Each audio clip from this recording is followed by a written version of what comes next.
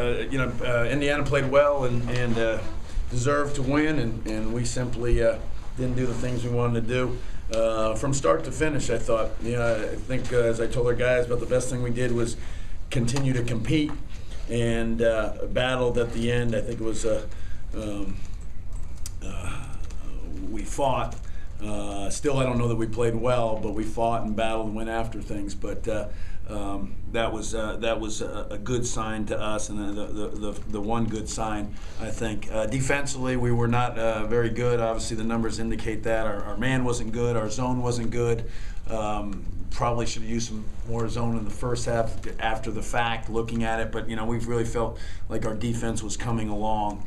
Foul trouble hurt us early, but simply put, we didn't get it done, and they got the win. And there's a couple of things that stand out: the 36% from the field, the 7 for 26 from three. I certainly didn't think we'd be that bad against the zone. I think one thing we really look at is offensive rebounding, and we feel like we were taking good shots. And that's why we were getting so many offensive rebounds. But to get 25 offensive rebounds and get 12 or 14 second chance points is really an unbelievably low percentage. So we didn't finish well when we did get those offensive rebounds, which was hard to understand, comprehend. But that stood out as well. But we're going to do a better job. We're going to get ready for Duquesne, and they got going early, and I still felt this, and the half we were in a pretty good spot considering how we shot it, but the shooting continued, and the defense didn't get much better. Again, our zone, they scored like 5 out of 8 on that, and 5 out of 7 to start against the man, which was, and it seemed like earlier we missed shots and it let us affect us. But they hurt us in transition after made baskets too, and simply a very disappointing performance by us. Seemed like a lot of their points just came on their ability to get to the basket. Why were they so effective? Yeah, first, there was right after a made basket where we weren't back in position or not understanding what we were going to face, and then there was just simply some drives with guys beating us straight off the dribble, and I can't point to one guy getting beat. It was a combination of a lot of guys, and there were some which were hard to believe. We were in position, we're there, and they still were able to turn the corner on us, and that makes you wonder, where our deficiencies lie. You talked about how the defense, you thought that had been making progress. Why do you think there was this kind of step backwards? I think guarding the dribble was the first thing that stood out. We've played against some quicker teams. Kansas State had some good guys off the dribble, but these guys obviously were better. I think the fouls early were a problem for us. Each of our guys each got one right away. That made it hard, it changed what we were trying to do, and I still felt as much as we struggled, we would figure it out and get better, and we simply didn't. And that's me believing in our guys and believing that we can improve and get better and recognize things once we go against it. Jamie, you've known Tom Crean for quite a while. Played some pretty good teams so far this year, Kansas State, San Diego State. How's this Indiana team stack up, what you've seen tonight on film? Well, I think obviously they're a good team at home, and I think that's they've played all their games at home, and I think their guards are very good. There's no question, and Holt played really well for them too, since he's back.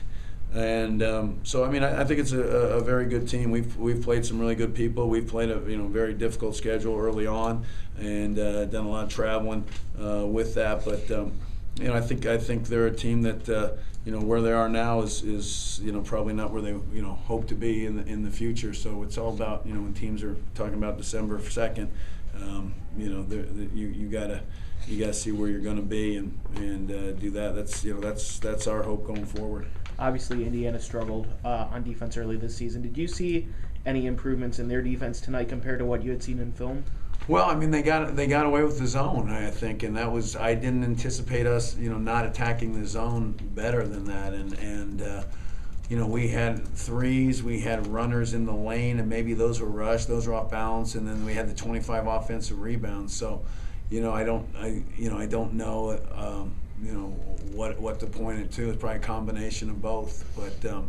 I certainly didn't think they'd be able to zone us and get away with it, especially on the glass. And they did. But, again, it's hard to explain 25 offensive rebounds and 14 second chance points. I mean, I don't know how many layups we missed after offensive rebounds. And those catch up to you. And what can you do about the dribble penetration defensively?